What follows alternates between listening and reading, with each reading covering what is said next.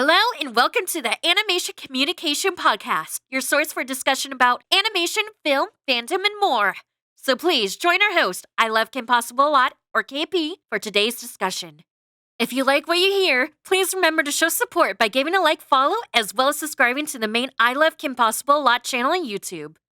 Spread the word, and thank you for being part of our community. This episode contains some mild adult language.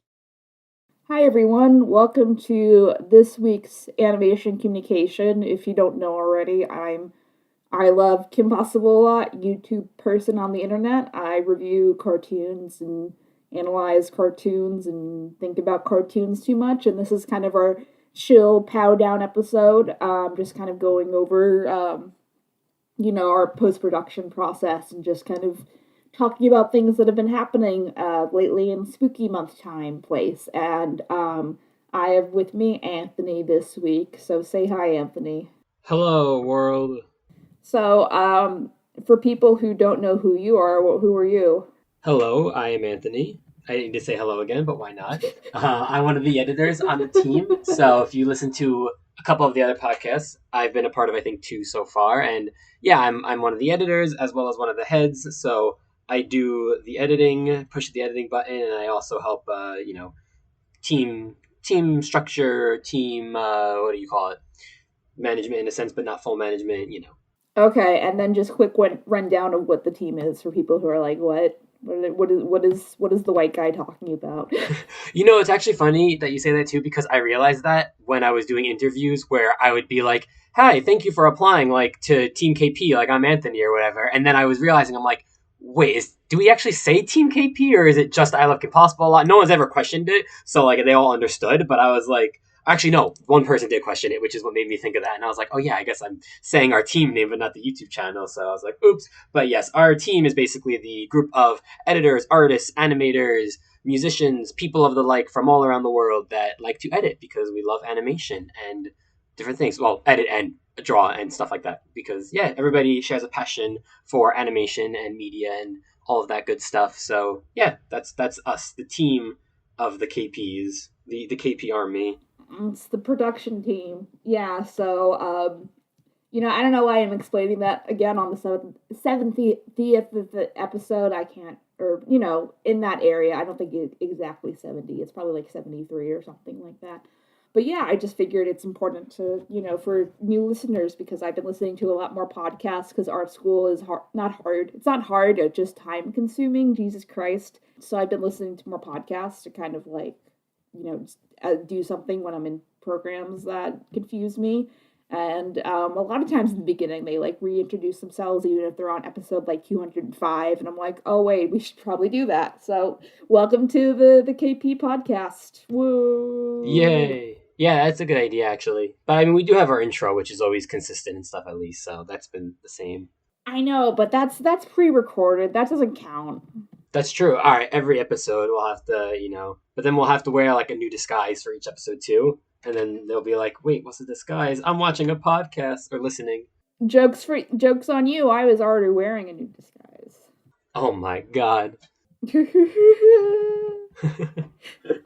Well, speaking of disguises, so again, this is chill episode. If we don't have a guest, we are our own guest this time. So, if you generally on this show, we have guests in the industry or, other YouTubers or something like that. But we don't, mostly because the last podcast I did, the guest never turned in her audio, which is fine. But, that I think that episode's going to have to be scrapped at the end of the day because I sent an email. I was like, hey, no big deal, but here's my audio if you want to fake it or if you want to do it again or whatever. And I just never heard back, which is the first time that's happened, honestly. So it's not too big of a deal, but I'm just God damn it. Why do I bother? Sometimes. But yeah, so, hopefully, I imagine the people like to hear our lovely voice. Yes, I'm sure. All the vocals. Yeah, well, I just wanted to, say, too, that I'm trying not to let it get me, too down in the dumps and not think about it too much. And also because we haven't been producing as much content as we usually do, mostly because my schedule is, now I'm working like a full-time job essentially, and I'm tired all the time and I hate everything. So like it's like a full-time job plus homework on the weekends, and I'm just like, whatever. And so that goes to say like we're not, recording as many videos as we'd like. Like we're trying to kind of get into a swing where we're producing more videos and we're kind of cutting down the production process so we can react to more topical things like, all the things in the animation that we'll still have the news story or the news stories. If you don't know what that is, essentially we just go over some industry things that are happening and, whatever. But yeah, like, views are not too hot.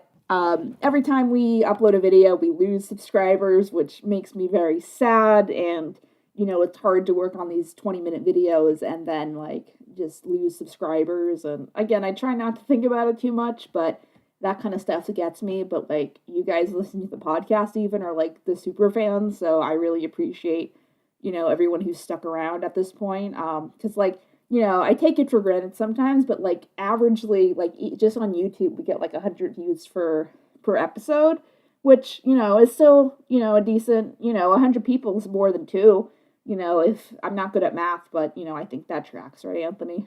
Last time I checked, I think 102 is, 100 minus 2. Now I lost my train of thought. Yeah, math is hard.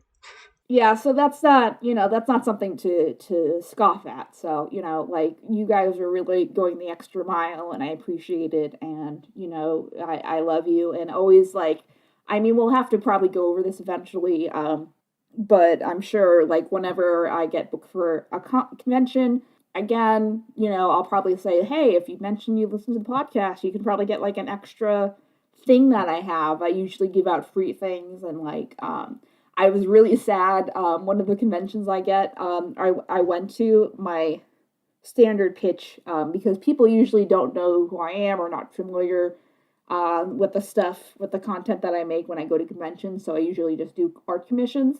I yell at people, do you want to buy some shit?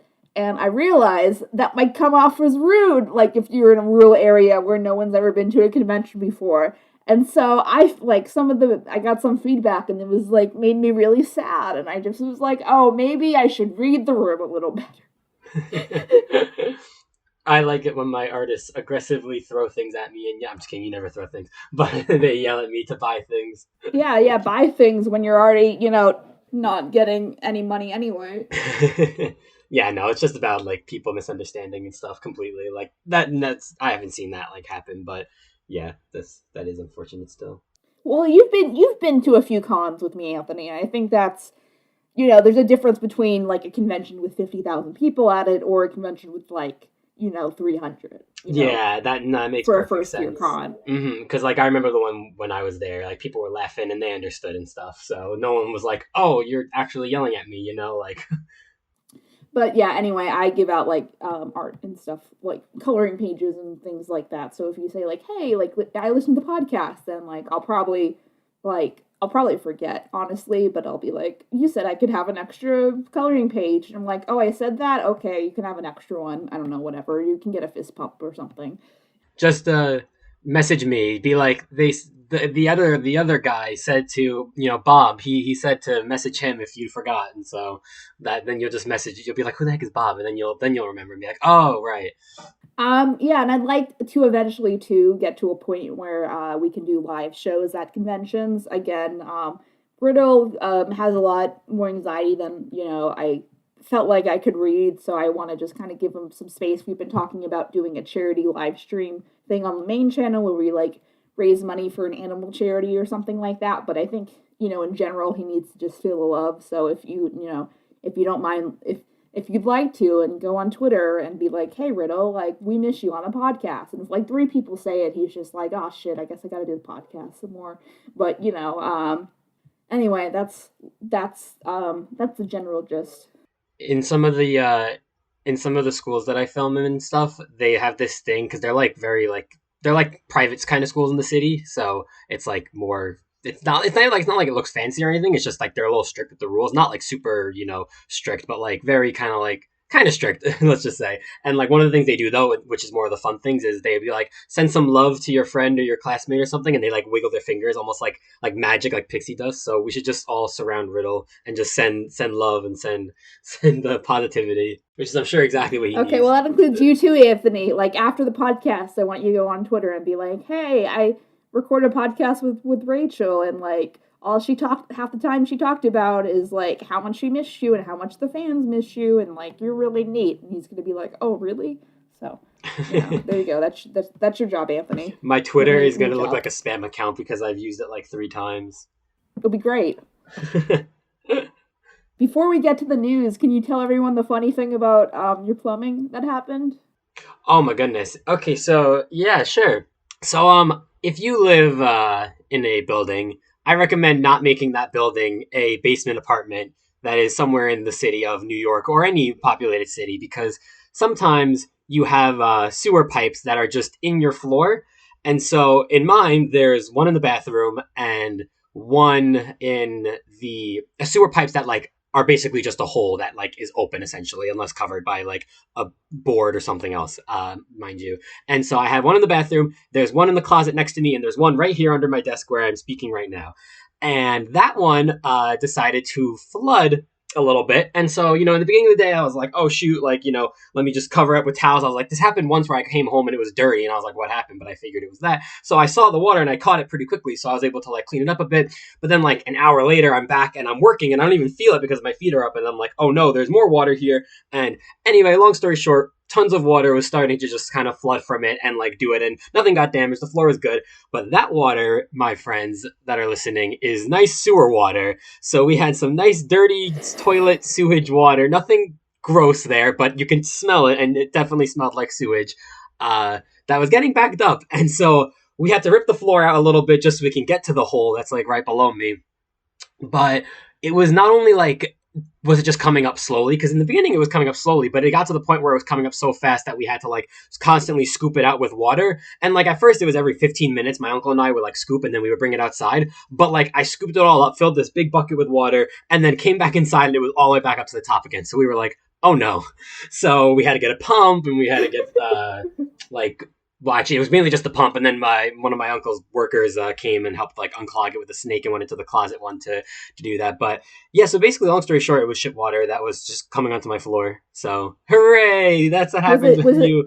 And it was your own shit water. It wasn't like yes. I think thankfully that is a good thing. I think according to the worker, he said that it was like toilet paper and stuff that got backed up. That means it was ours and our neighbor, because the neighbor used to be a plumber and he brought over the pump that we were using to get it outside. He said it was ours. So thankfully, I think it was just our poop water, but still a little smelly, still a little gross, and just, yeah, that's what happens sometimes. Like one time the toilet had, or the one in the bathroom was clogged because it had, or no, I think it was one in the bathroom. It had a piece of styrofoam, like almost like thin styrofoam paper that was just clogged in there. And we had no idea how it got in there because obviously none of us flushed it. My uncle suspected someone, the neighbors, like put it in a gutter or something. But because of that, like water just spewed out, like almost like a water fountain, like spewing out of the bathroom. And then that came all the way through the apartment. I'm like, oh no. So I recommend not getting basement apartments if you ever live in the city or anything like that. But, I have my family here, so I'm lucky and I'm thankful. But, basement apartments, sometimes poop water. That was the story. Oh my god. Yeah, so like, I forgot how bad that was. So, like all week where you're like, hey, Anthony, are you having a shitty time out there? Sounds like a shitty job. Yeah, we made a lot of poop jokes. It was good.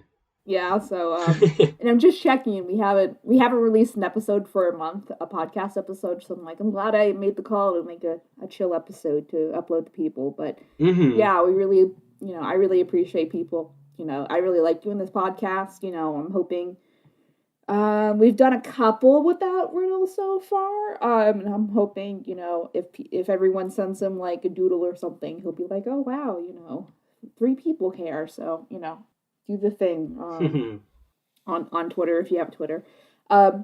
Anyway, so we have some. Do you want to do some news, Anthony? Yes. What's the word on the bird? Let's go with the newest of news. Am I saying news, or do you have a news in mind? Was this? Well, the only news I have in mind right now, well, I have two newses in mind, I guess, and then you can throw in a news. So I got a sad news. Let me pull up his name, but the actor for Hagrid, in the Harry Potter series just passed away. Oh my goodness, no. Like an hour. Well, it broke it probably like an hour ago. It didn't I don't know if it happened an hour ago because I don't, these things they have to like get the coroner in and Robbie Coleraine. I think I'm pronouncing that right, but I can't read things. So, Harry Potter, James Bond, and Cracker Star was 72, and then Daniel Radcliffe wrote this nice little statement because Daniel Radcliffe is a good being, and I really wish it was. From my understanding, the Rick and Morty like live action like promo things with Christopher Lloyd, it was between the actor they cast and Daniel Radcliffe, and I 1,000% would have rather preferred Daniel Radcliffe to be Morty, but they have someone else who is from a thing, I don't know. No respect to that, no disrespect to that guy, but, Daniel Radcliffe, I think, could have probably chewed the scenery a little bit, better, bigger, whatever. So, starting off with some sad news. And if you guys don't know my background with Harry Potter, I really like it, and I did a video about, how to still like it, even though J.K. Rowling is kind of not the best person anymore, and she hasn't been for, probably like 2 or 3 years or something like that. So, I don't think that will change, but unfortunately, but I'm not a Warner Brothers person, so I don't know like how the financial aspect of Harry Potter is being affected by, her just being a piece of shit.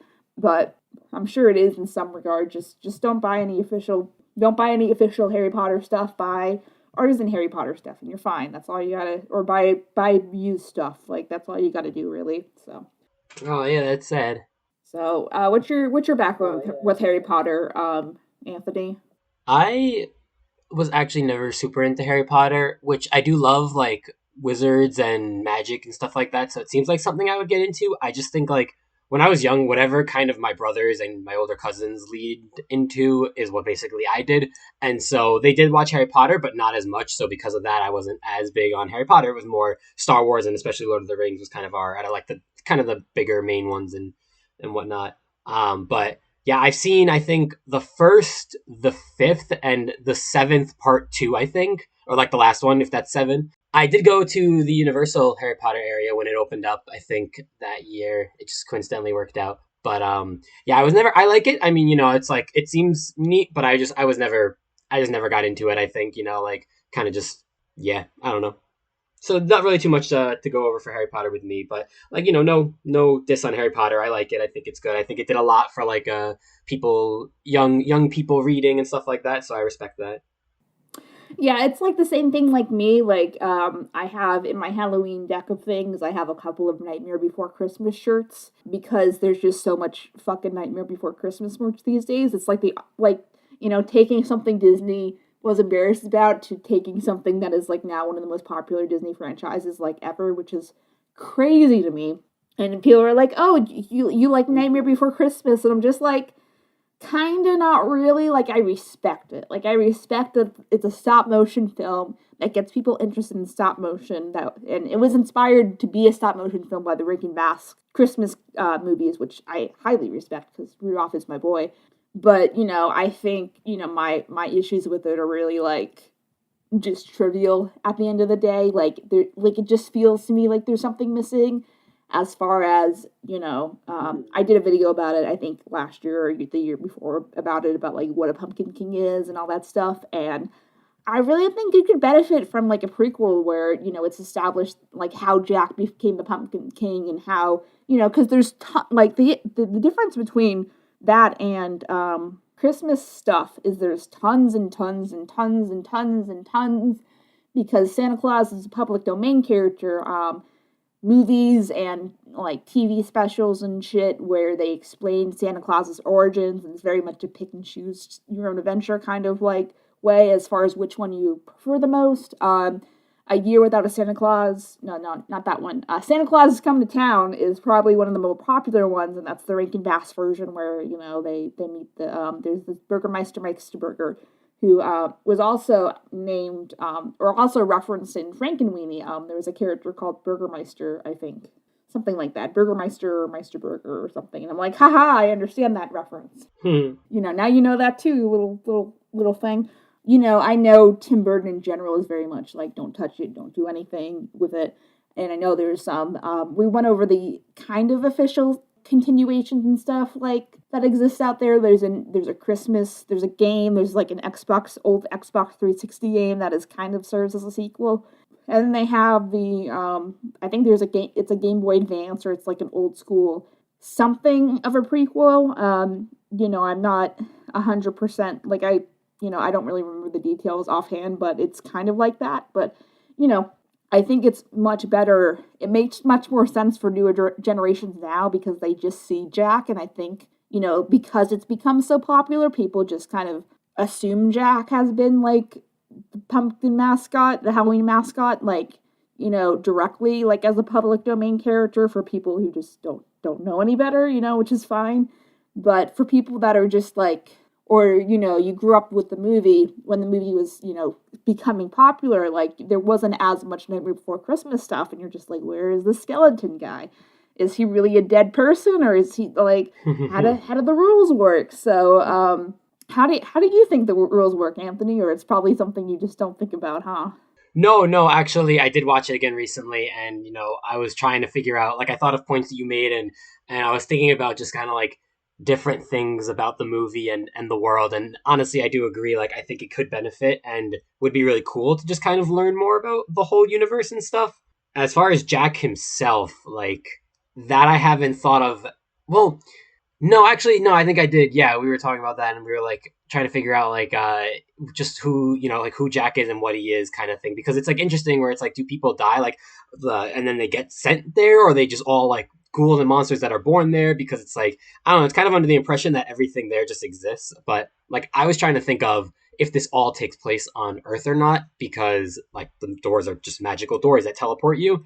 And the only evidence I had that backed it was that like Jack and Santa fly through the sky. So, and there was no indication of like going through a magic portal. So like, I'm assuming these are just doors that like lead, but considering that the one, like the group of doors is right near Halloween Town, but then like, where does he come? Like, oh, actually, does he come out of a Halloween door when Jack like comes back from anything, or do they never show it? Or if you remember, if this is he lands in the graveyard. Remember when the government shoots down his slayer or whatever, and then he kind of goes inside a grave, so it's kind of unclear. Right. He That's opens what it was. up like a mausoleum underground after his song, the "What Have I Done" song. So again, it's unclear. So I think, and like Kingdom Hearts sure doesn't help. Like I love you. I appreciate you, Kingdom Hearts, but like you make the lore so much worse, so much more confusing, and I don't understand anything.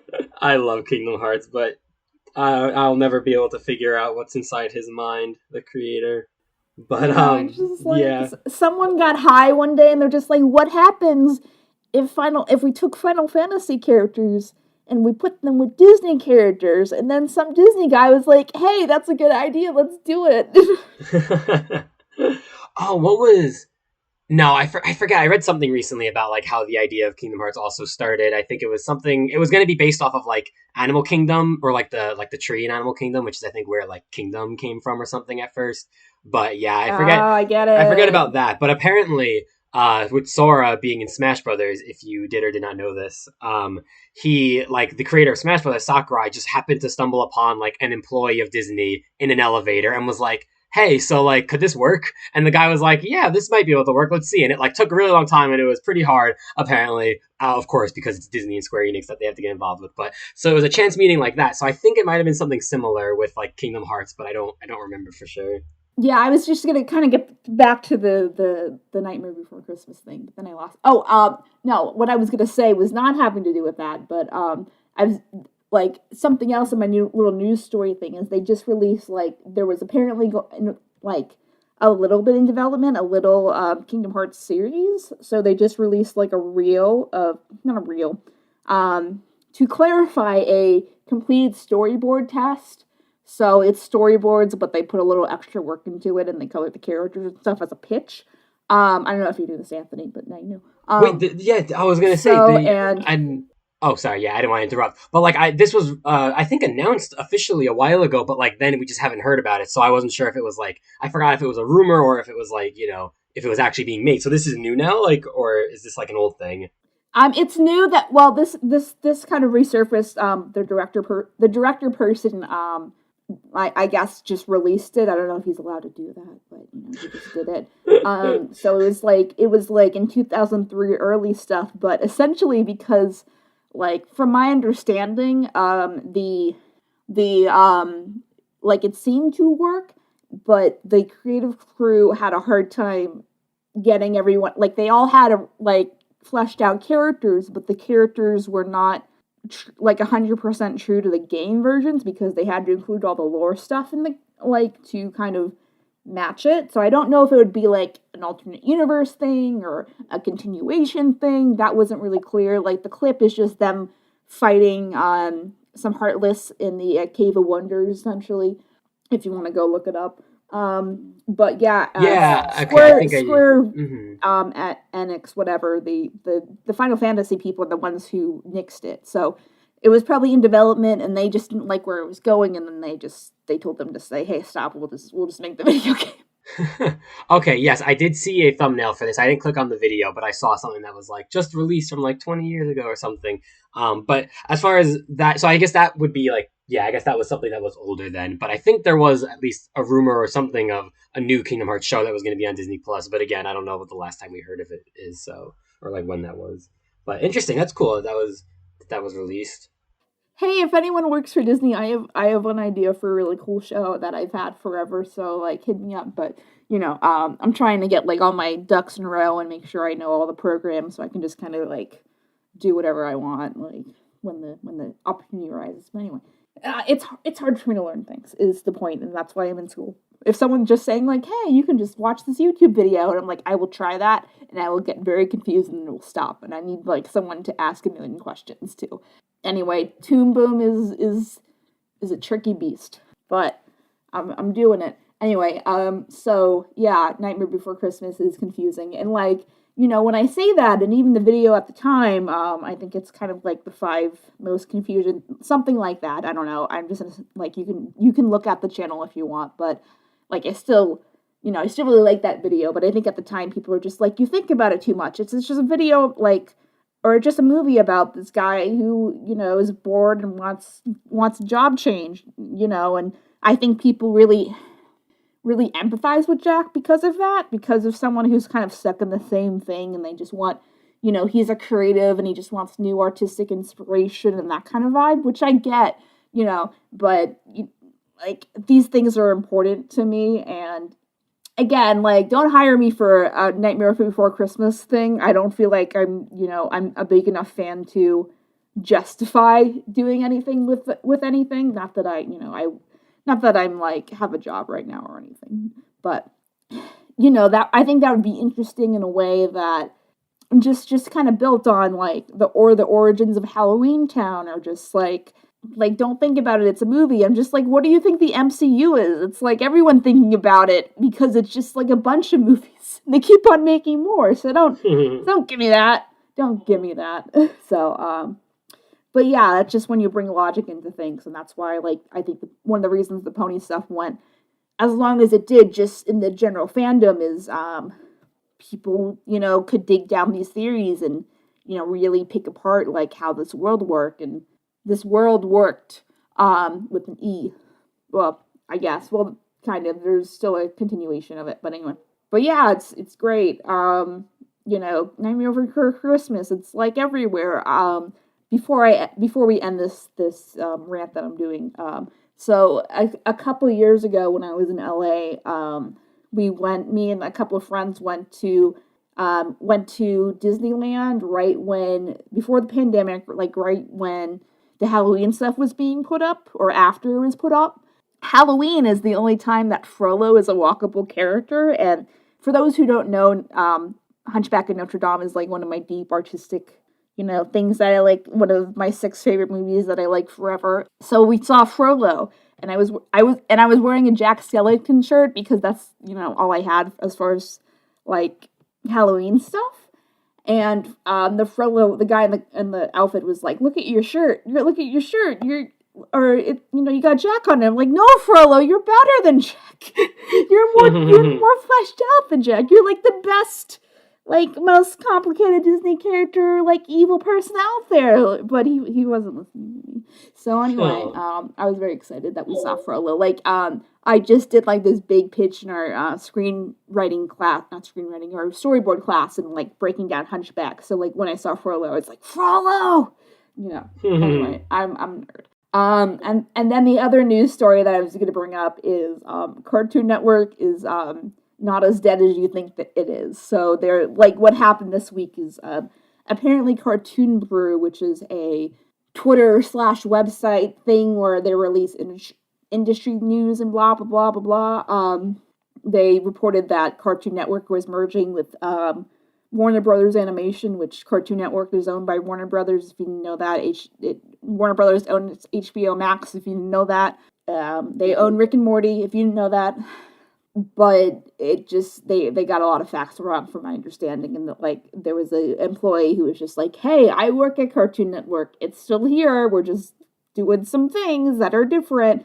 And apparently, I don't know for sure, but my 2D professor was like, "Yeah, the guy who runs Warner Brothers right now is a total asshole." And I'm just like, "Oh, well, that makes sense. Why kind of they're not doing so hot with the DC Universe stuff." And they're kind of like, I think the purest things out of Warner Brothers right now, the high tier things, are Rick and Morty as usual, because like when Rick and Morty goes hard, it's like hardcore, like this is high art, and I think that's really it. Like, as far as things that they're currently working on now, obviously Iron Giant is also up there as far as high art, but that's not something that they're working on currently now because it's a done movie, and I think, and Harley Quinn, of course, the Harley Quinn show is high art. It's a little raunchy, but it's still like really done well, and I really like it. So if you haven't checked that out yet, then it's great.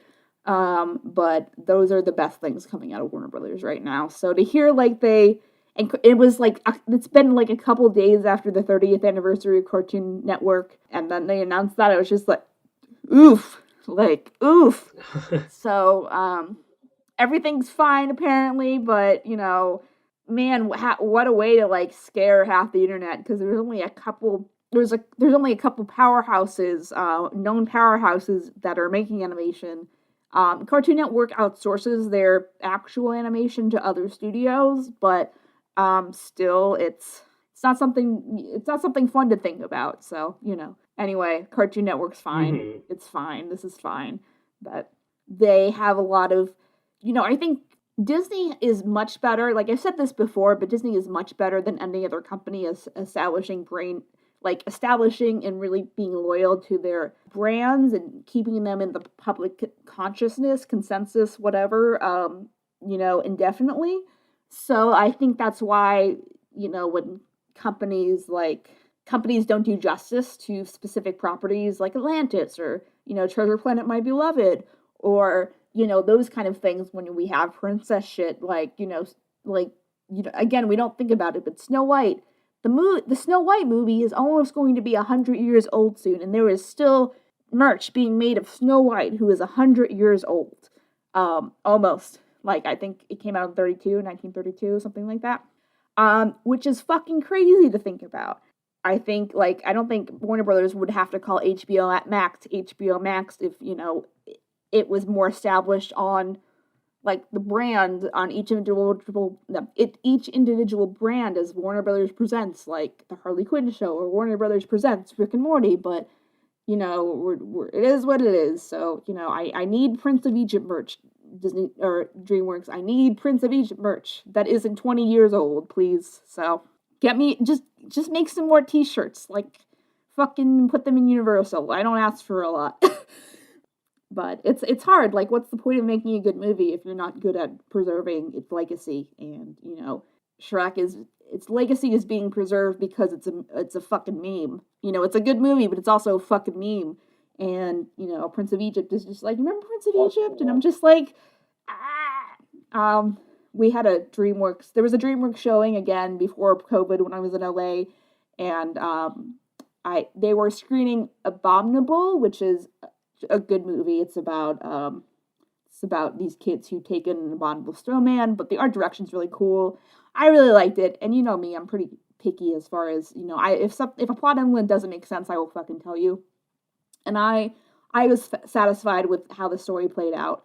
But I wore a Prince of Egypt shirt that I had to be made off fucking Redbubble because they don't make any Prince of Egypt merch. One of the DreamWorks ladies who saw my shirt was like, "I like your shirt." And I was like, "Thanks."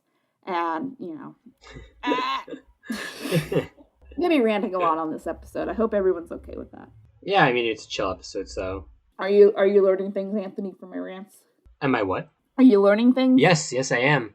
It's funny you mentioned that with Snow White, because I actually did think about that recently, where I was like, it was something I thought about where it was like, just thinking about like kids watching things in the future that are going to be like, whoa, that's like 100 years old. And then I had that moment of like realization where I was like, oh God, like in 10 years. Well, actually, I looked it up and it said 1937, December 21st it was released, but then it also said February 4th of 1938. So let's just say 37 because that seems like it was in some theater then. But like, yeah, I'm like in 15 years, like that'll be 100 years old. And like the fact that it feels so almost like fresh and new, like it all ties to like what you said about marketing and just keeping a brand alive and stuff. Where I'm like Snow White doesn't feel new, but like just the fact that I know it and it exists and like that it's almost 100 years old is like really crazy to think about.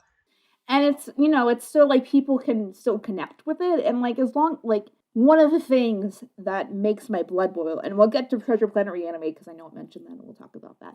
But one of the things that makes my blood boil so much is because now that we have Disney Plus, 2D can be more marketable because it's not a matter of people going to physically see a 2D movie, which is iffy. You know, Bob's, like, as much as I love the Bob's Burger movie, like that again solidified the iffiness. Which I think it was just. What do you mean, if I may interrupt? The Bob's Burger movie. I saw that in theaters. Oh yeah.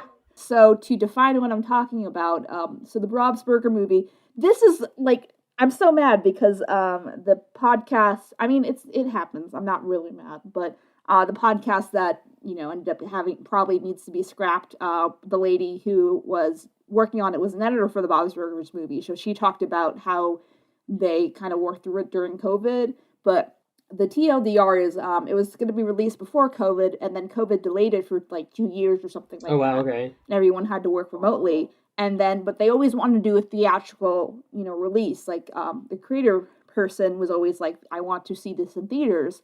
But because it was just in production for so long, and because it's, you know, based off a IP that, you know, people are kind of, like, I feel like people who are really into Bob's Burgers are really into it. And I feel like it's also one of those things that dates really well. Mm-hmm. But it also doesn't have a linear timeline, too. So it's kind of like, it's like The Simpsons, but if the majority of The Simpsons were pretty good episodes, for the most part. And not just kind of like up and down as far as the quality scale, but like time still is in a circle. Like they have Halloween episodes and they have Christmas episodes, but no one ages, you know, and I'm just like, what, how much time is passing? I'm confused. But, so I think the release of the Bob's Burger movie, which Disney was doing their best at, like, I saw promotional material for it. Disney owns Fox now, in case you needed that refresher. Right. But they were doing the best they could marketing it, but it was just kind of like, hey, let's just get this out there. It's been taken fucking forever. Let's just kind of, you know, take it.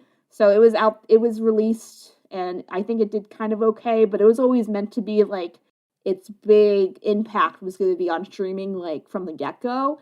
So, you know, it was on streaming, I think, within 2 weeks after it was released in theaters. Oh, okay. Like, same thing with Encanto, which I'm pronouncing that right now, or not Enchanto, tomato. Yeah, you know, it was kind of like, hey, if you want to see this in movie theaters, neat, but if you don't, then you can wait 2 weeks. And some people are kind of like whatever about the movie theater experience at these, like, you know, like we talked about in the Cell Specs show, like, people are only going to drop the $20 to go to see one singular movie if it's something they really care about, like No Way Home or Lightyear, which I shouldn't have bought a movie ticket for, but we needed to do a podcast about it, so I did. And that kind of stuff. So, but back to my original point is now that we have 2D, traditionally, 2D was fading out because it wasn't as marketable as 3D for some reason, because people thought 3D was fancy and 2D is dumb, which I want to punch them.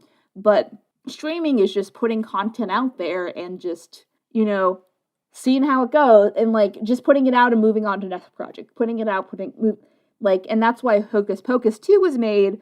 That just came out relatively recently and put on Disney+. I just saw that. Yeah, because there wasn't it was too big of a risk for another theatrical release, because I'm pretty sure the original Hocus Pocus didn't do so hot, but it became a cult hit kind of thing. That's what I heard, yeah. Yeah, so, but, to do it on a DCOM budget, a Disney Channel original movie budget, was also, Oh, is that what? I don't know how that would go either. Mm-hmm. So, as soon as, they were hey, we have a thing where, it doesn't really matter, it does, we just gotta do this for the brand, that's why they made Hocus Pocus 2. And how was Hocus Pocus 2? Because I haven't seen it yet, Anthony. So, I'm usually pretty lenient when it comes to things. I heard it didn't get as good reviews, but I think the reviews that I saw, so I heard it was people didn't like it as much as the first, or it didn't get as good reviews. But then I also saw that it was higher rated than the first, because as you said, the first wasn't rated well at the time.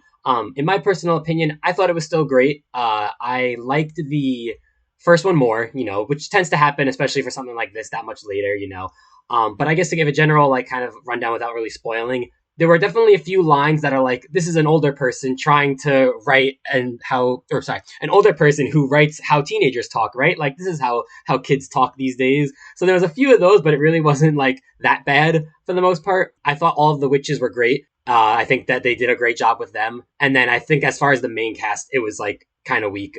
They were just, there was some drama that was there was drama that immediately I was oh no, please don't make this annoying. And it ended up not being very impactful, which is good. But they just, the main characters were fine, but they just weren't that interesting. And they didn't really do too much. It definitely focused on the witches more. So really how you take it, I, without again spoiling, somehow they come back. I won't spoil how. I liked it better in the second how they come than the first movie, But there were ups and downs, but overall I think it was still a good movie. It wasn't cringy. It wasn't stupid, bad jokes, didn't ruin anything in my opinion.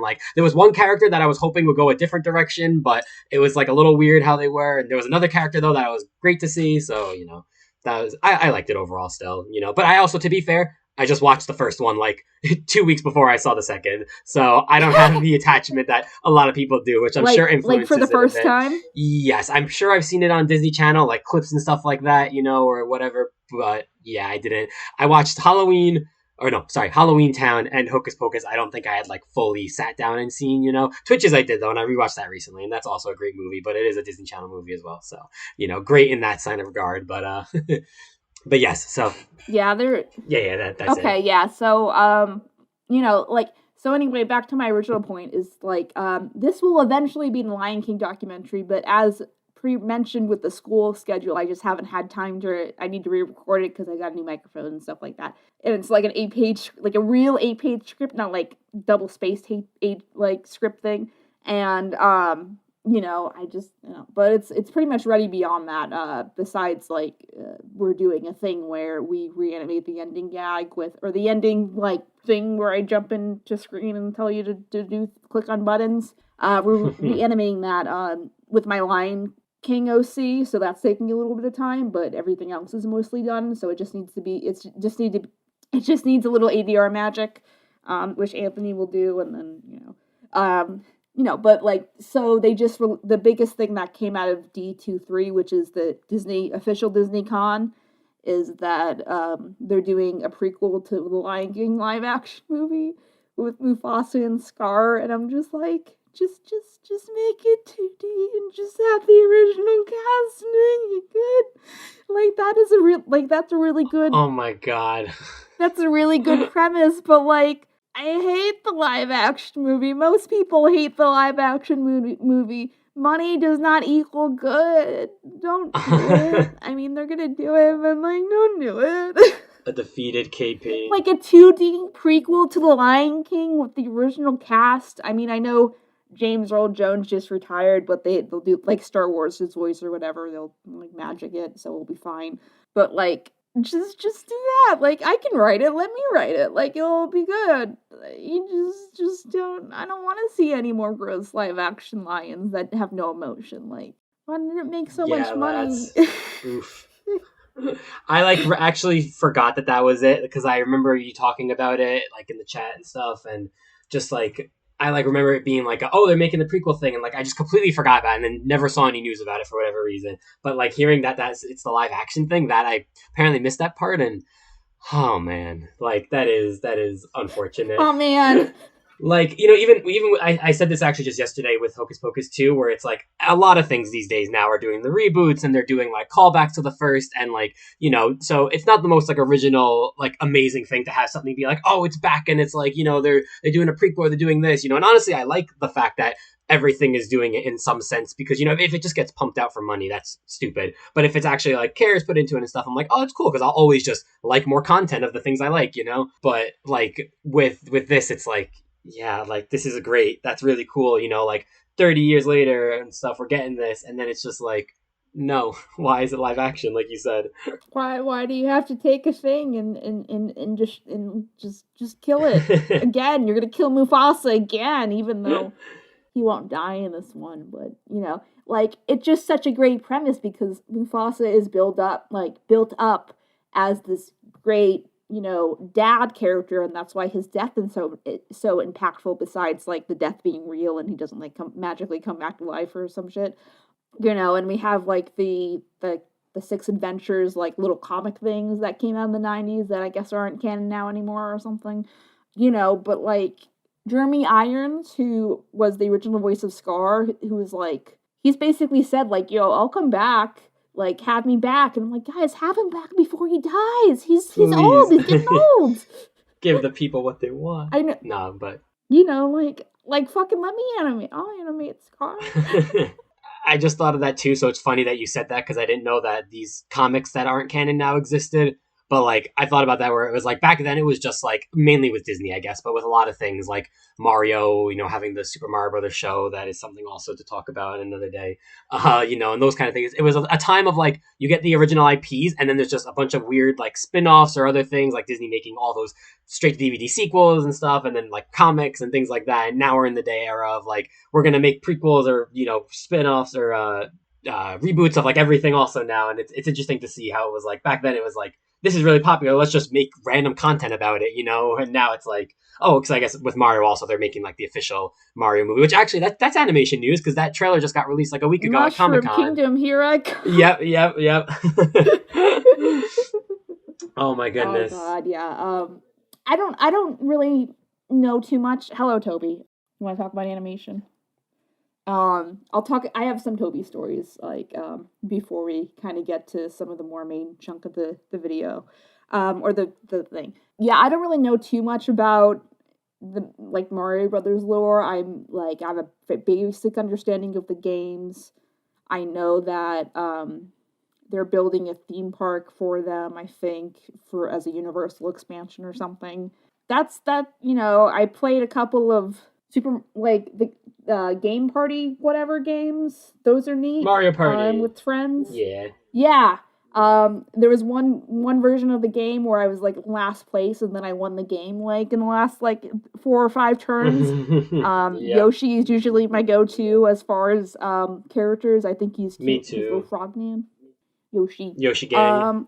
But Yoshi. But beyond that, I just know like things exist. I know they have like Yoshi's Haunted Castle, I think, or whatever, and you know, but I don't really know too much about like. And then same thing with Sonic. My education on Sonic is like that one GameCube game that everyone has, and then you know the movies. So don't ask me about Sonic stuff. So you know, but there's like the sky's the limit, guys, and you know, if you're not doing a good job with, you know, like the Obi-Wan show, I love the shit out of the Obi-Wan show. That's an excellent example of like taking something that the people want and, like, not knowing what to do with it, and then streaming, you can have the flexibility of it being a miniseries and it being amazing. But, you know, why do we need Lion King prequel? And same thing with Lion Guard, you know, that was shit.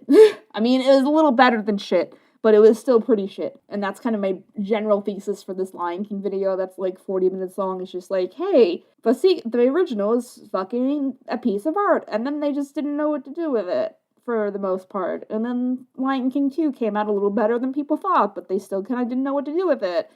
And then Lion Guard happened, and, you know, then people were like, what a waste. Mm-hmm. Do you know off the top of your head, Anthony, how long the Lion King video is? I want to say it's like, it's either an hour and 15 minutes or like an hour and like 30 minutes. If you're talking about your video and like documentary and stuff, then yes. Oh, okay, man, I lowballed it, but because okay, I'm pretty sure it's so, like, you know. I think I had to break it up into, when exporting it, like 2 parts, even through like Handbrake to render it out better and make it be able to upload and stuff like that. And, you know, it was like 40 minutes, I want to say, each part. So it's probably around like an hour and a half. Okay, so last fun things I wanted to get to before we kind of just talk about what I had Anthony want to talk about, just kind of the aftermath of this long canceled video that, you know, came out like 8 months ago. I have been bringing Toby to school with me pretty much, not pretty much, all, like, when I have classes with me, which has been a fun adventure because, you know, he's just shy, so it works well. He just kind of hides, like, under places where, when I have school. It's also fun, like, to mess with people because they don't expect to see a dog. And then people are like, what? And then they don't know if they should stare or not because, like, technically he's a service animal. Like, this first, like, I didn't really want to share that part too great because I'm just like, wow, you know, thanks for the trauma consolation prize. You can bring your dog everywhere you want, just like you wanted to when you were 5. But, you know, but my funny, like, so I just got his Halloween costume. He's gonna be Flounder, and I have a shirt that says this is my Ariel costume, and that's my Halloween costume. You know, so I'm sure people will be like, so he had a sweater. He wore a sweater to class, and like both my teachers were like, look, he's got a little sweater. But, and then one of my other professors always says, like, in the mornings, he's like, oh, hey, Rachel, hi, Toby. Bye, Toby. Aww. Precious. But my funny things, like, is I'm tempted to start messing with people. So, like, Toby usually stays pretty close to me, and and one of my friends wanted to see what would happen if we just took him off the leash, if he would just follow us. Like, he wouldn't really go anywhere, and he wouldn't pee anywhere. So we really weren't too worried about it. And we were in the computer lab, and he just basically went back to the class that I was in. He just kind of went back. And the funny thing is, like, I was kind of lagging behind him because if I started running, then he would run, and then, like, I knew he wasn't really gonna do anything. And so, like, he was just walking around the halls, like, knowing where he was going, and I was just kind of at a shot, like, just walking, and people are like, why is that dog going to class? Toby was on his adventure. Like, you know, he looked like he was a student knowing where he was going. Aww. He was like, I keep on seeing this dog everywhere. That's so cute. The other funny thing is, there was a screening of Get Out, the Jordan Peele movie, which I'd never seen before, and it was really good. If you haven't seen it yet, like, again, top tier, high art. It's not. I was afraid it was going to have jump scares, and those, like, freaked me the fuck out. So I can't do them. But it didn't have any. Oh, good! I hate jump scares. It had, like, little jump scares, like, mm-hmm. you know, like, hires in the music, but not like legit jump good. scares. Oh, so, good. Like for reference, the jump scare in the original Spider-Man with Norman Osborn, like, scared the bejesus out of me. So, you know, that's. I got scared by the one small jump scare in Hocus Pocus, and so that's how I am with jump scares, as you can see. Barely even a jump really scare. bold. Disney movie for 8-year-olds and less, and me, and I just I got, like, jumped a little bit at it. I'm like, oh my god. Anyway, so that was really cool. But so Toby hides, and, like, what I didn't do this, but I was really tempted to do is just, like, let him hide, and then if he, like, licks someone or his nose touches someone during a scary movie, then, like, someone will, like, jump out of their seat. Oh my god. But I was like, no, I won't do that. So I was like, I told the guys in front of us, or in the back of us, I guess, or whatever. I was just like, hey guys, just so you know, there's a dog under there. And they're like, there's a dog under there? No way. And then they look and they're just like, what? There's a dog under there? So, they were just like, wow. And then, like, when we left, like, people were like, there was a dog under the seat the whole time? I'm like, yeah, he just kind of vibes. Whoa, That would be a very funny prank, but I think, unfortunately, it would also be, like, news headline, like, KP University doesn't allow dogs anymore after rampant dog. No, but like that would be a very funny prank. But being a service animal, I think like it was a very vocal crowd because art school. So and in suspense movie where people are just like, oh wow, whoa, kind of reaction things. So I think it would have I think I could have gotten away with it, but still, like, if it was me, I would have, like, probably cried if I, there was a spider or something during a scary movie. Not that there was, like, there were no dead people aspects to this movie. There was no, like, zombies specifically. So I was just like, there's nothing, like, to come really at you and get you. It's just, I won't spoil it more than that. Anthony, go watch it. You were like, I do need to see it. But I won a DVD of it because I knew they asked, back in the day, we don't do this anymore, but we would do an editing test with the movie The Sixth Sense. And they were like, what does this and The Sixth Sense have in common as far as this one specific scene? And I was just like, is it this? And it was like, yep, that's right. And I'm like, whoa, I win. This and the other Sixth Sense movie, there's a scene where, clothing is has symbolistic meaning and stuff like that. Like, everyone's dressed the same way except one character. That was like, my go-to. I'm just like, is it this? And they're like, yeah. So I don't have a Blu-ray player, but like, whatever. I'll probably get one soon. I can just look at the box and be like, yes, I'm superior. Yeah. So, do you have any more fun Halloween stories, Anthony, before we get to the thing? So I don't have any specific. Oh, there was something that you had said before. I'm trying to remember now.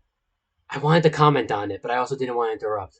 But I remember there was something that I was like, oh, this brings up a point that I thought of or something. I think it was like along the lines of like the Disney movie stuff we were talking about in the Snow White and something with animation. I don't know. I'll try to remember. Maybe I'll touch on it later again. Maybe the Mara movie. But as far as like specifically Halloween stories, let's see. The always go-to one that I remember now is like I've been always a very square like person, very pure, didn't really curse, never did any of the illegal substance things and stuff like that. I guess we could probably talk about that on the podcast and everything. Never have. Anyway, this it was senior year of high school and I was trick-or-treating with my friends because of course we're still trick-or-treating and I always will. And my friends and we got to this one door and I was dressed as no. That was a different part of it, but I guess I can say about that too. We got to one door, and I was dressed as Tony the Talking Clock from Don't Hug Me, I'm Scared. And the guy was just like, oh my god, you're Thomas Choo Choo Train. And that's not the first time I've been called that because I've been to conventions. Hello, welcome back. But the funny part of it I was going to say was when I was with my friends and we were just like walking past this one guy's house and he was like, oh, you guys have my friends were like, oh, do you have candy or like trick or treat or something? And he was just like, no, I don't, but I have cigarettes if you want. And I was just like, no, thanks. Maybe next time. And my friends thought it was very funny because I offered as if to come back one time for it, but I never did go back to his house for cigarettes. So that was my story. If it makes you feel better, when I was working on the first part of my associate's part of my degree, I was in this really rural area, so there was nothing really to do. So I dragged someone from like a neighbor that I didn't really know well, who was like fucking dumb, but I dragged them to go trick-or-treating with me. And like it was also around like there was some election. I think it might have been the midterms. I don't know when the midterms usually are. It was something like that. And so we had I voted stickers on our like stuff while we were like getting candy. And the ladies saw them and just like, oh, I don't have any candy, but like, you want a beer? Oh my god. Because she knew we were old enough to do that. Yeah, we were I mean, I might have been 18. I guess there's not an age of when you can start smoking unless there is, but probably no age because it could be harmful. But or cigarettes rather, but yeah, that's funny. That this guy was just like, he couldn't even see us probably. He was just like, I see teenagers, like, here, sure. He's just like, get away. But at least she seemed cool. Okay, so I just wanted to touch a little bit on like the canceled, like the production of the canceled video. Oh, and before one more thing before we start. So of this recording or Treasure Planet Reanimate, we just have a trailer up on the main channel. You know, when we put it on some places and stuff like that. So I'm not really worried about the trailer, but like at least for the main project, I think the 27th is our air date or air date. I think I'm not really concerned about the trailer. The trailer will probably just be taken down when the main project's up anyway. But at least for the main video, once it's out, like please, spread the word. If you'd like to, if you don't mind. Not really for the sake of me. I didn't really do anything besides just organization aspects. I should have animated for it. I regret not animating a scene for it. But like, and it was my project. I could have just chose whatever scene I wanted to, but I didn't because I'm dumb. And I had to do it in Procreate at the time anyway, which probably would have taken fucking forever. But anyway, I think we have around 50 people on the project, and it's the I'm Still Here version it's the I'm Still Here version of the movie. It is not the whole movie. I do not have the patience. Well, retract that. I might have the patience for that someday, but not today. We'll see how this goes. But if it comes down to doing that to save Treasure Planet, Treasure Planet, my love, my soul, I will do it. But that's gonna take the whole movie is just like impossible to think about. But anyway, so we did the I'm Still Here segment. Every animator got just a small part compared to some of the Reanimate projects, like 6 seconds to 15 seconds, versus sometimes these Reanimates will have animators on like a whole minute, which is a lot, takes a lot of time. So, to make sure we got a bunch of styles in, and it was just, I think I should have, like I said this before, but I think I should have been stricter about, just cutting people off and just getting more involved in the process earlier. So I think it took like a year or two to do. But anyway, we did it. It's done. It's going to premiere on YouTube. Just if you guys don't mind sharing it, like, again, it's hard when, especially for a big project like that, if it's just little video that we ad-lib, then it's not too big of a deal if it gets like 1,000 views or something like that. But, a big project like this where other people need to benefit from it or would benefit more from just kind of people talking about it than I would, like, go share it. Share it. Tell your friends about it. I appreciate any of that. It's really, a love letter to the movie. Like, I'm also really personally proud of, I'm sure I wasn't the only contributor to it, but I did tweet at Lunchbox, or Boxed Lunch and Loungefly, which are two brands that make licensed Disney stuff, to be like, hey guys, we need some Treasure Planet stuff. And then like a couple months later, they both suspiciously made some Treasure Planet stuff. So I'm like, yay, I'm saving Treasure Planet, just me on my own. So we put links to that stuff in the description so you can go buy them. And like, I said this at the Treasure Planet panel at MomoCon that Anthony was there for, that, had a lot of technical problems. But, that's the biggest thing you can do for this thing, is like not only just sharing it and in talking about it, Disney pays attention to that stuff, but also putting your money where your mouth is and saying like, hey Disney, be great, more stuff of this thing. Because now that we live in the streaming age and content is there's less defined by like, box office numbers and things like that, we might have a fighting chance to do something like, Treasure Planet, and I will die on this bed, but Treasure Planet and Atlantis are probably the only movies that deserve the live action remakes, because they are the ones that can benefit the most from them. Like, it's great that they cast the black girl as Ariel, it's great. That stuff is great, but Little Mermaid as a property doesn't need a live action remake to like make Little Mermaid the property relevant. It is constantly relevant because it is one of Disney's biggest brands. Like, it's definitely like on the A- scale of the brands, because I think Lion King is at the top, and Nightmare Before Christmas at the top, and Mickey himself is at the top. But like, those are the things that can be like, oh, they're making this thing about this thing, and especially, again, before Clemens and Musker, the original directors of the movie, die. It'd be great if we could do this before they die, so they can be involved in it, and they can be like, wow, people, like, this was their passion project, and to see people care about it again and be like, wow, like, we made this and it sucked, and it was over in 2 weeks as a political dispute, and, you know, that was the worst thing that's ever happened to us. We left the studio for like a couple years because of it. And, you know, I think that would be a real, like, roundabout, you know, way of fixing all of this bullshit.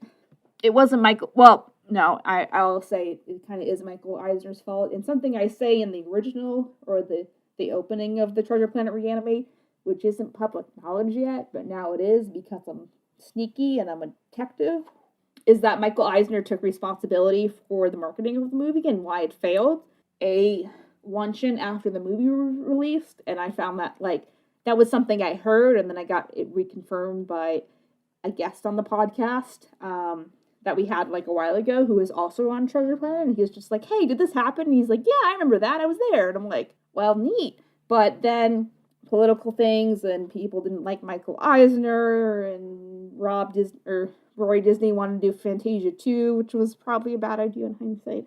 You know, it's, you know, Iger went on to say, like, it will become a classic, I hope, you know, with time, and I'm trying to help with that, you know, one internet at a time. Yeah, I just really like it, and, you know, sharing it and telling Disney you care about this thing, like, Jim was spotted at the parks, like, I think right before COVID, you know, like, these things are helpful because, like, the great thing about being a Disney brand, like, again, what we've seen with Nightmare Before Christmas is because when they own you and they realize you're profitable, they'll be like, wow, like, let's put this guy in the parks, let's have more merch, let's let people, like, represent their favorite characters, because that's what Disney is, and that's why, you know, I respect them so much.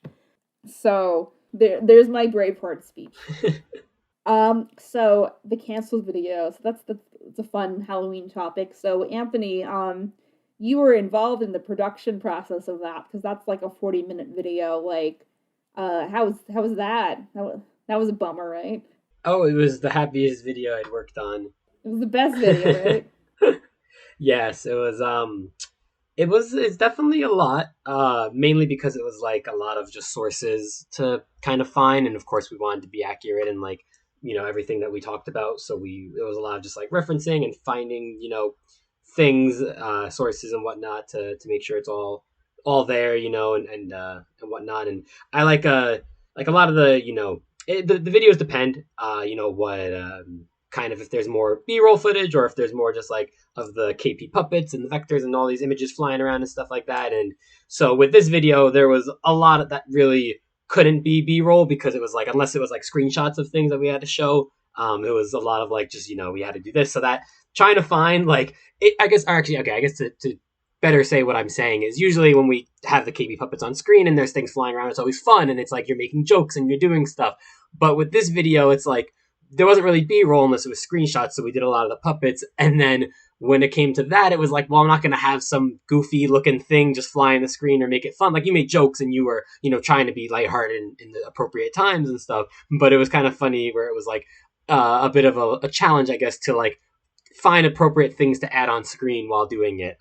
Which I know that wasn't exactly what you asked, but that was something I had thought of just talking about it now. So yeah, that was interesting about it. But overall, it was a long video, because it was 40 minutes, and it was a lot, and it was you know, not a fun topic.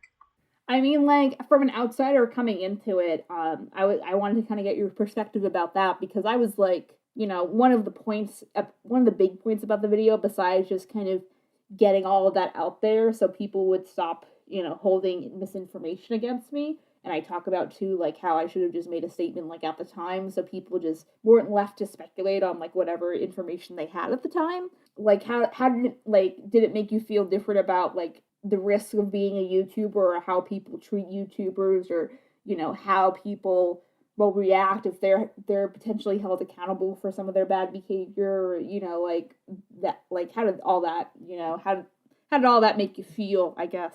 Yeah, it definitely opened a lot of thought, and like in just any sort of like emotional maturity, or, you know, like how to act appropriately and like things to do and say. So it opened up a lot of like, I don't know, not saying open up a lot of doors isn't the right way to say it, but basically like a lot of different topics and themes kind of came up with, kind of like you said, about consequences and, you know, like when it's appropriate to like, or sorry, not that, I was gonna say when it's appropriate to say things, but that didn't make any sense. But basically, I guess to go to what you were saying about like how I felt and reacted kind of thing, yeah, I think it was interesting in, you know, that in the regard of like a psychology standpoint, not interesting of like stuff that you went through kind of thing.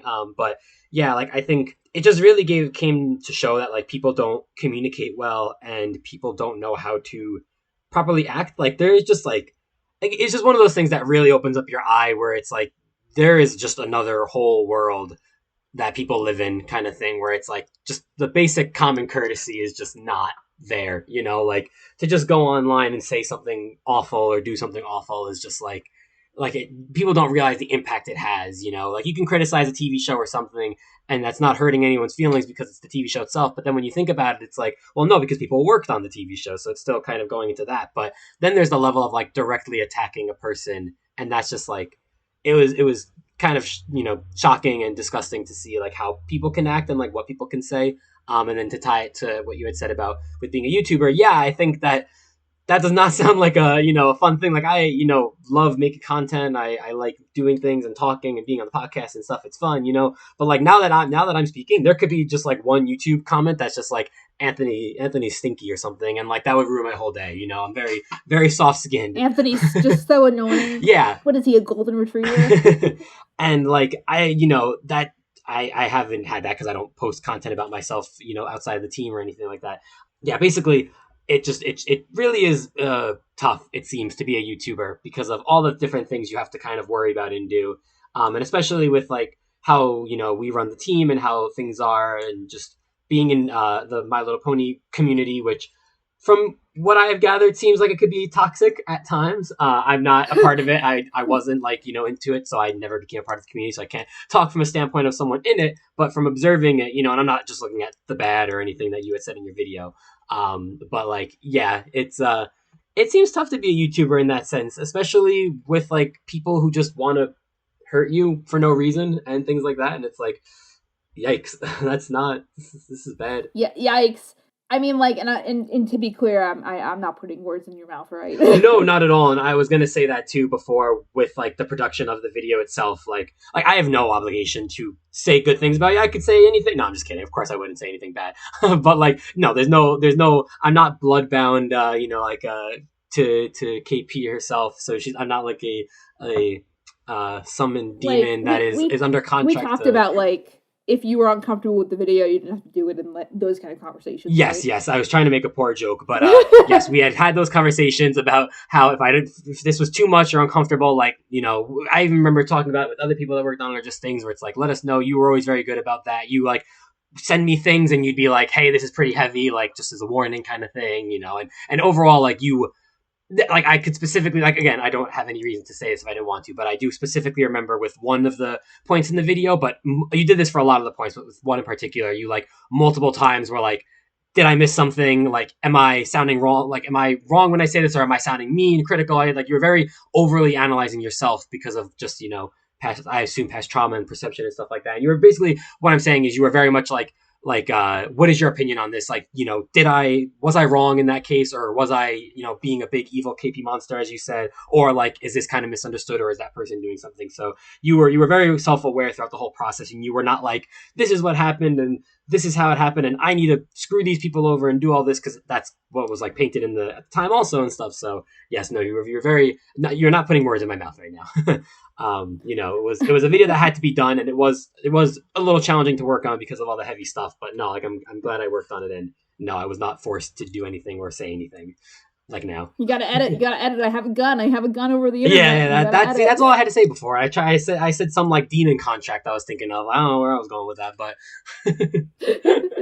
too much anime. Deal with the devil kind of thing. But like, I mean, that was kind of like, you know, all of my trauma, because like, not to be welcome to the therapy session kind of vibe, but like, you know, it was a kind of tough like rope to balance, because I wanted people to be held accountable, but I also knew that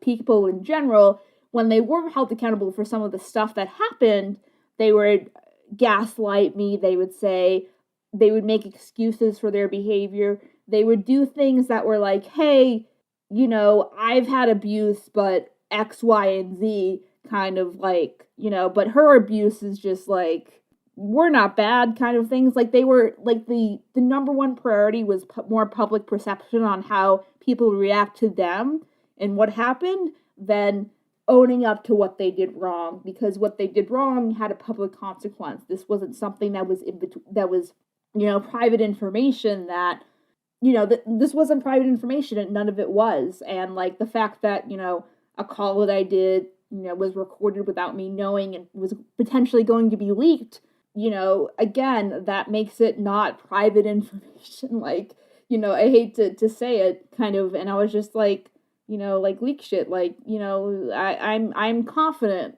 where I am on the moral high ground as far as this. And like, I'm not afraid of people just bullshitting anymore as far as like, but I also wanted to make sure like, I didn't want to stoop to other people's like levels as far as just like, I know like YouTube is a big creative a creative outlet for a lot of people as well as a job, but mostly the first thing. And I didn't want to say like, hey, you can't make content forever because of this one bad thing that you did either.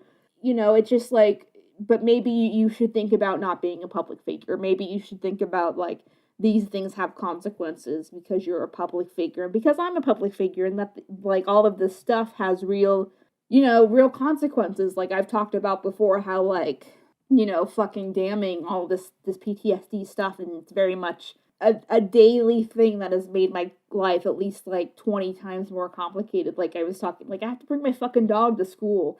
I get flashbacks and I have, it ruins my day and I can't, finish things that I'm supposed to. And it makes me feel like, I don't want to say inferior, but like, it makes me feel like I just need more, I just have even more shit to deal with as someone who generally, is pretty morbid and just kind of like, I don't really want to like try unless I'm doing the thing that I like hence this whole going back to school thing and, learning more programs so I can market myself better and, that kind of vibe. But, and like even like after the fact, like again, I won't name people, but like someone was like, man, I know a lot about this and you seem very much on the moral low ground than X people, and I'm just, or X person or whatever it was. And I was just like, A, I don't really care what you think, and B, like whatever, like fine, whatever you feel, like, but, I'm confident in what I said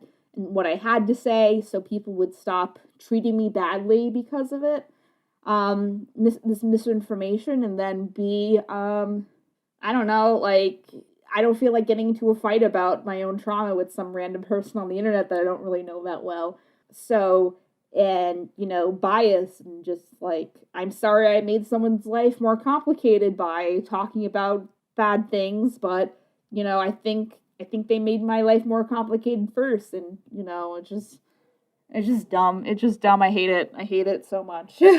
Like, Riddle, when I was talking to Riddle about it, Riddle made a good point as far as just, like, Rachel, pedophiles record people without their permission, and, like, saying that it's legal in their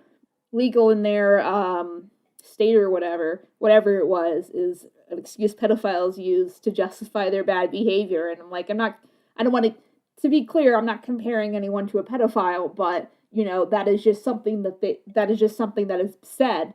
And I was just paranoid because I didn't want to be traumatized more as far as like moral high ground stuff, not even moral high ground stuff, but just making sure I was sharing accurate information or what I felt was accurate. And like, it's okay to disagree with me. That's fine. I'm not here to like, everyone has an opinion and like everyone has a butt crack and, that kind of stuff.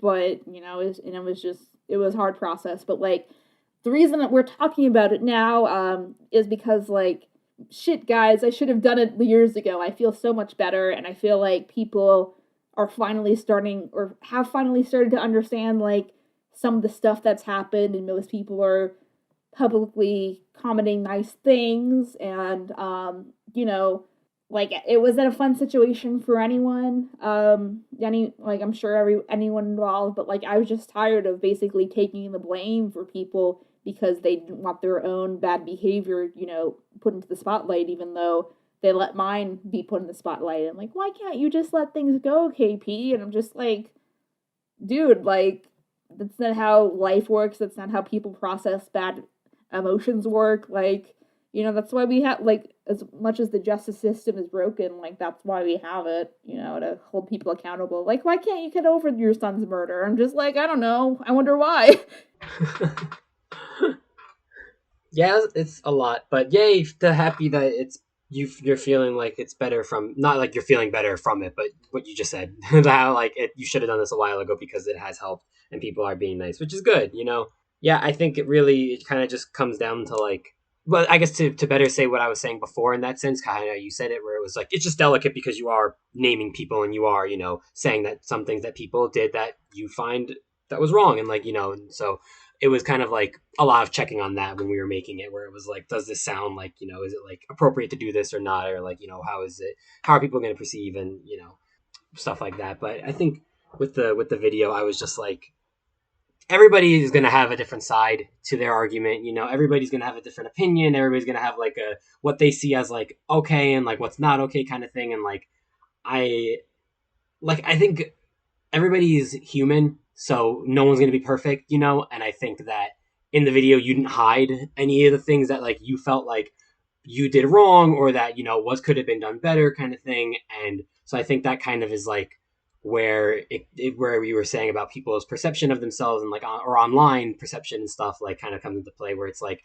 everybody's human. Like people aren't gonna judge you if you, or I mean, who knows what the internet will do. But like the way I see it is like, if I find out like, I love Jack Black, he's Bowser now in the Mario movie. Like I think he seems cool. If I found out he like flipped someone off because he was angry on like the road, like that'd be, like he's human. He got angry, like, so if you do something, like it's not a big deal. Most people won't judge you for like little things that everybody does. But when it gets into like just more like harassment and name calling and justifying all these things and whatnot. I'm not naming specific people. Also, it's been a hot minute, so I would have to like look back at the video and stuff. It's just like then it's like the lines of, that's where it gets problematic, I guess, more. And I think that's probably why people were very like, they didn't want to take responsibility, because they, I guess, maybe knew that they were like, oh, this is like, I'm not saying that they should be judged. I'm just saying like the perception thing. It's kind of more like that's where the fear came from, which is why people just got so defensive during the whole thing, and like wanted to be careful. But kind of like you said, you never got that, what's the word, like clarity, or not clarity, peace of mind, kind of, where it was like you're hidden behind something that people don't know, because like everything was released out there. Mm-hmm. Yeah, like you don't have to name a person, but like as far as an act, like what do you think was your most like gross? Like, oh man, someone actually did that. That sucks. Or like, ew, gross. Or like, I'm just kind of curious. If we're talking, if we're talking just in general, speaking about in the video, there was one Discord message with a pedophile that ran a convention or something. I think that was the biggest to me. Like, this is disgusting. Oh my god, I can't believe that. Like it's like cringe, but it's also another whole level of cringe because this is also illegal. So it's like, wow, this is cringy, but also this is like actually disgusting and horrible because this is illegal. But as far as in relation to you, like, I think it's more just like, I like whenever ego gets involved, it's always to me where it gets a little bit, because this is, I guess, kind of what I was alluding to a little bit before too, where it's like the internet can make someone famous very quickly, and I don't think you need to be great at social skills or being able to talk or anything to be popular or to be famous or whatever you want to do, and like for people to like and respect you and stuff. But I think like it can mix where people will still do and say things, but they also are like, wait, I'm famous on the internet now though, so that means I'm great and perfect, but like also they still have things about them. And so I think, seeing just some of the comments that people had said about you and stuff, where it was like making fun of you or like just like name calling and kind of stuff like that, that to me is kind of the lowest form, where I'm like, look, I have very dark humor. I joke about it. I'll make fun of my friends and we'll joke with each other, but that's because they're my closest friends. I'm not, anything I say that's making fun of them is not something I actually mean or would ever say to hurt them. I would always say it to their face because it's a joke and we're just having fun, and they do the same. It's nothing that's actually like hurtful that I would say. But when in the case with you, it was like when people are they think that they're so nice and they want to protect their name and stuff, and then like they're going behind your back and saying mean things and like making fun of you. It's like, to me, that's just like the respect is gone, like kind of like the Jack Black thing. Like, no, I'm not going to get mad if Jack Black does this, but if he's just like name calling someone who he's pretending to either be friends with or is like, he's presenting himself as this like holy person or like a, really good person, that would be, to me, is like, okay, that would be more shitty then. And so I think with your thing, it was like just the like petty name calling and stuff like that, honestly, to me is like some of the more like, I think the actual harassment, like the Twitter account and stuff like that, that was definitely worse in that sense. But what like that the name calling stuff kind of irks me more, where it's like, don't pretend to be someone that you're not on the internet, like, or like two people kind of thing. Like, if this is who you are, like present it, or be that way, because this is it's just not cool, it's not nice. Like, name calling is just not fun. It's not good to make someone feel bad about themselves or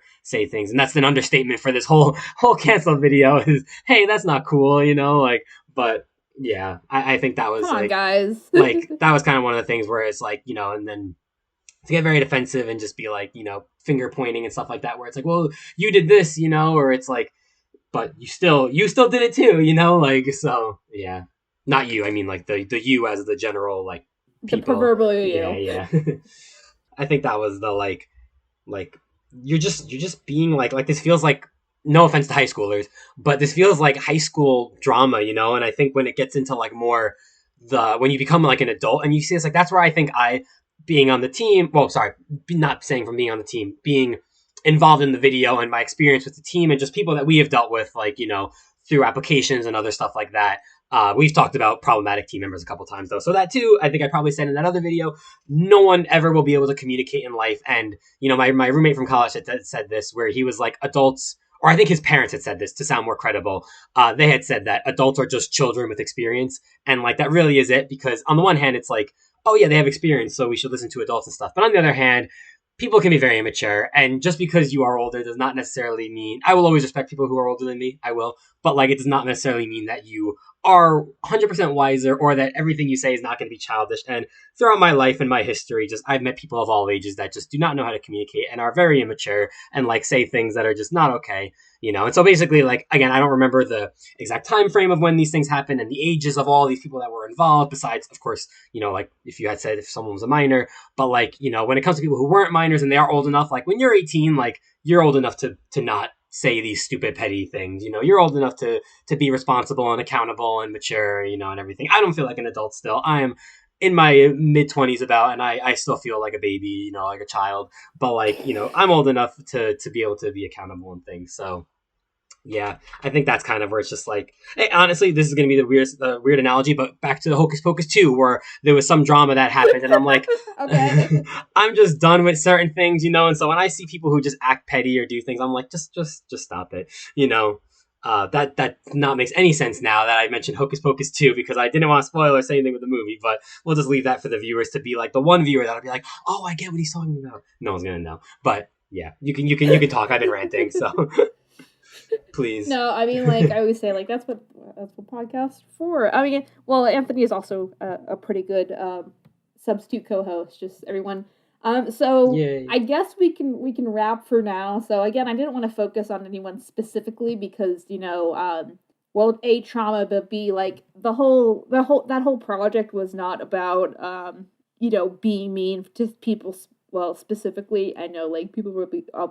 I know sometimes people will be like, oh, please, like, whatever. But at the same time, it was just like, I'm tired of dealing with this trauma on top of people thinking they know more about a situation than someone who had to live it. It's really insulting and gross.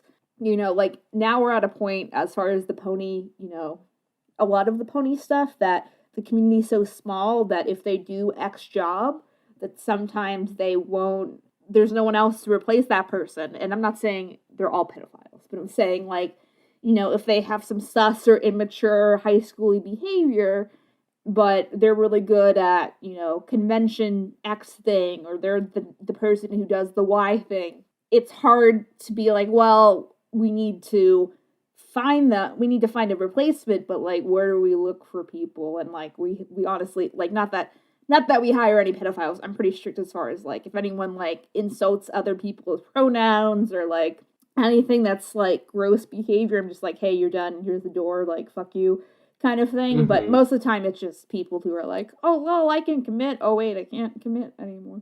Kind of. But anyway, well, that's another topic. But anyway, but yeah, I just wanted to address it and talk about like, hey, you guys don't hold on to your trauma. It's not fun and it can be really painful, and sometimes talking about it can be really helpful. So I'm not sponsored by BetterHelp or Sarah Bueller, whatever the other one is. That's what do you want to talk about, Anthony? I don't, to be honest, but it's funny. Cerebral, that's what it is. So those are both online therapy applications. Cerebral can get you in touch with psychiatrists, which they can prescribe you brain medication, like antidepressants and stuff, on top of the therapy and regular therapy. So you might have a combination, but I'm saying, like, if you think you need, whatever, then, I mean, therapy has helped me a lot with all of this stuff, and, like, especially during the time, like, I probably should have been hospitalized during the time, because it was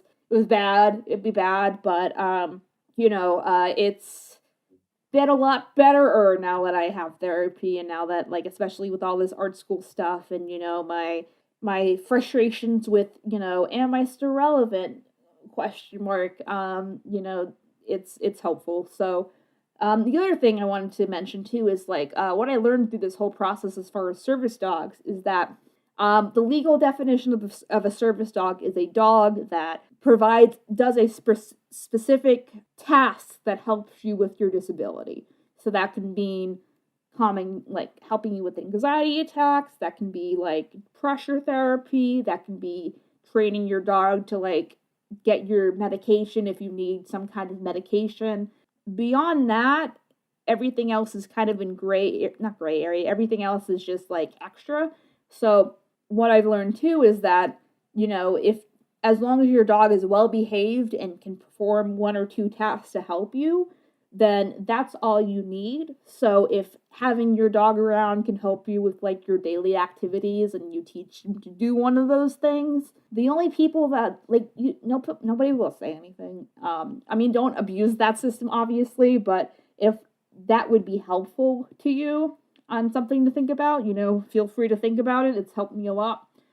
People think that service dogs need to be trained through an academy and it's fucking $15,000 or something, but that's not true. That is an option you can go down if you want a dog that's pre-trained to do a lot of specific things, but, it's up to you. Or if you have something very specific like blindness or, something that's going to require a dog that needs more specified training than, someone who just has generalized anxiety or something like that. The only people that will really give you a hard time will probably be like places like hotels. And Anthony, you can speak about that, right? Because we did that. I was gonna say it, or I was like, I was leading to that. You saw where I was going. Yeah, because that was exactly No, it wasn't like they gave us a super hard time or anything. The hotel staff, but there was one like employee. Well, why don't you give context for it first? Right. Okay. So yes, we were in the same hotel when we went to the convention in one of the states. I don't remember, but maybe it's good to keep it super classified.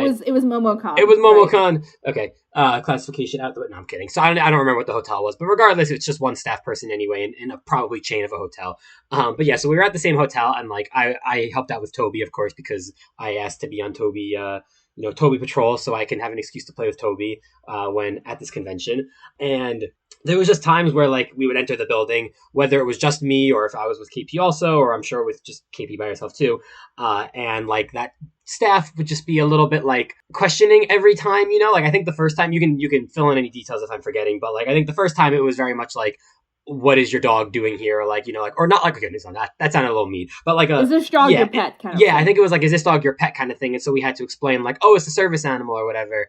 And so I think that we were together for the first time. And then I came down just by myself with Toby, I remember. And they were like, very like, oh, what's your room number, by the way? And I was like, this room. And they're like, okay. And like, I think that was it, if I remember. Like, I think it was just a very like suspicious... Well, they also asked like, what service does your dog perform? Right. That's like in their legal realm of what they can ask you.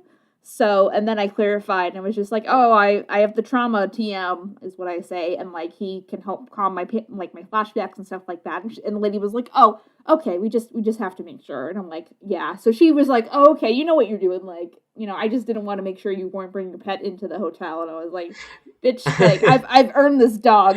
Like, I didn't say that, but I think let me have my dog. My confrontation anxiety must have just been kicking in, because I remember it being much more like, not that she was mean or anything. Oh, I said she. No, it's okay. Not that they were mean or anything, but, like, it was a little bit of, like, just like I thought that when they asked what the service was, I thought that happened after, but now that I think about it, I think that might have been like, you just weren't there, so I was like, yeah.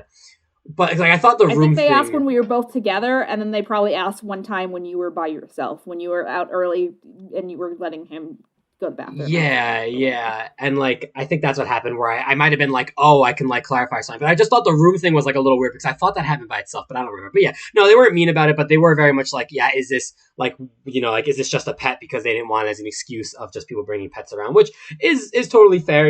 If people just say that, it's a service animal, and then they have their pet around, then it starts just peeing and pooping everywhere or causing a ruckus or barking, then it's like, all right, for a hotel, I understand. But, like, just because it felt like we got questioned a few times, I was a little bit like, confrontation anxiety kicks in, and I'm like, I didn't do anything wrong, I swear. And also, like, why are you questioning me so much?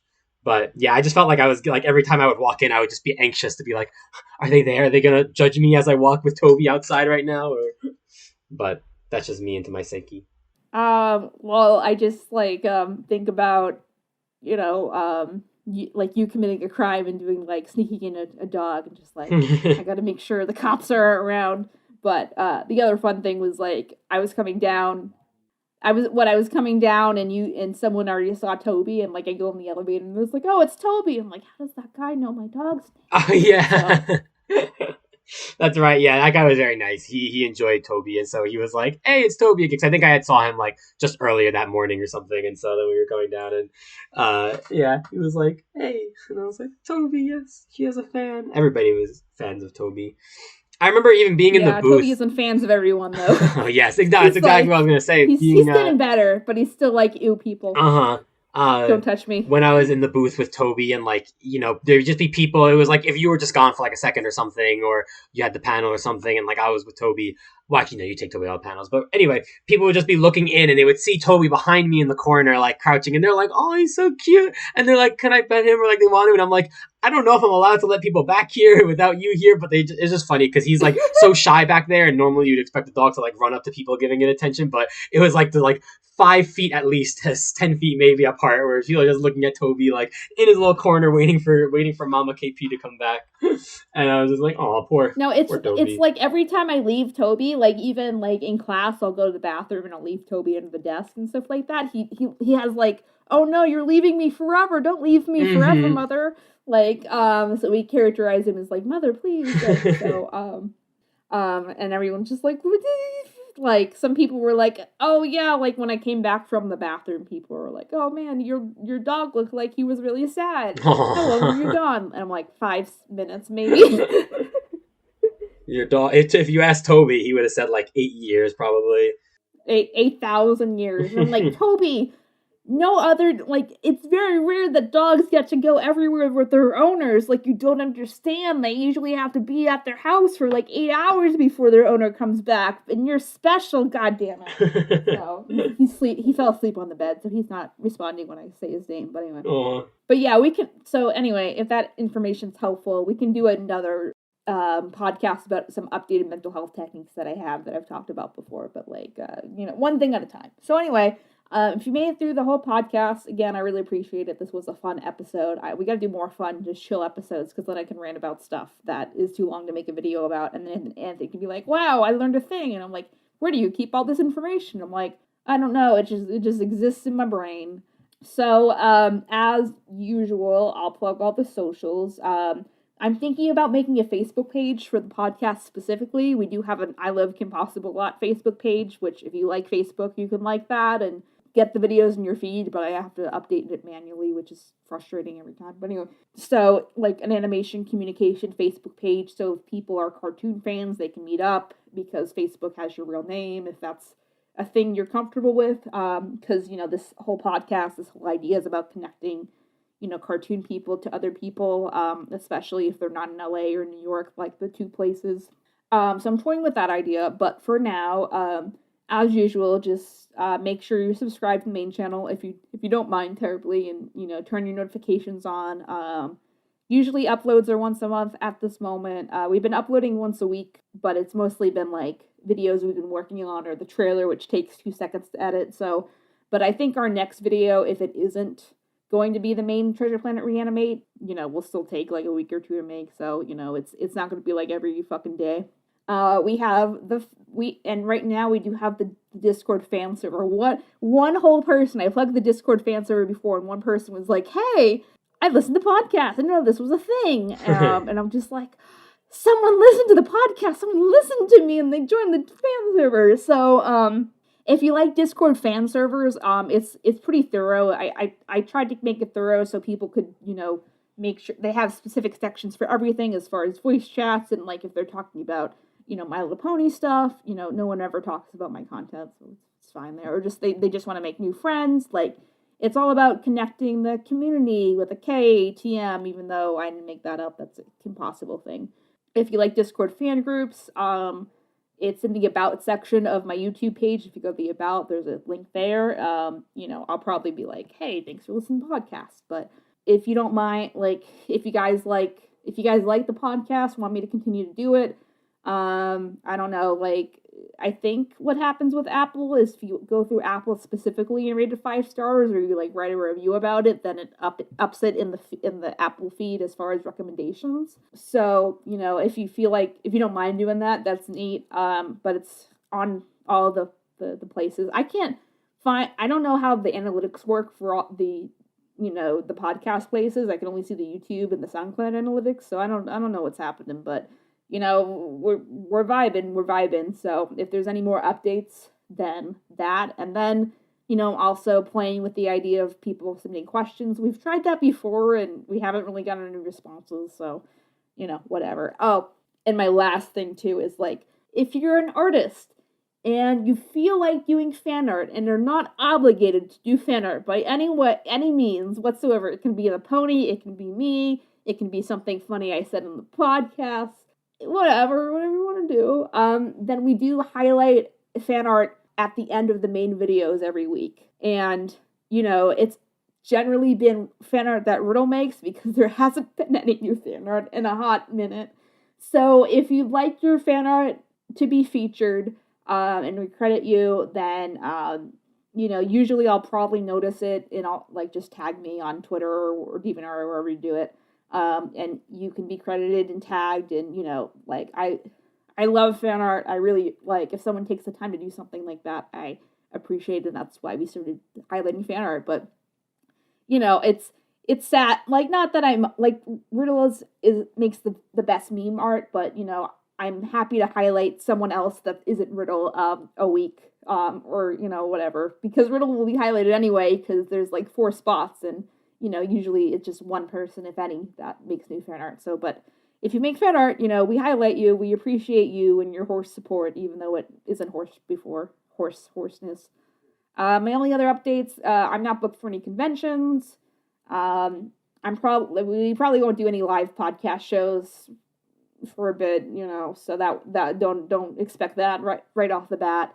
I think right now is the hypothetical Halloween live stream charity thing, but we don't have a date set for that, so just keep an eye on the socials.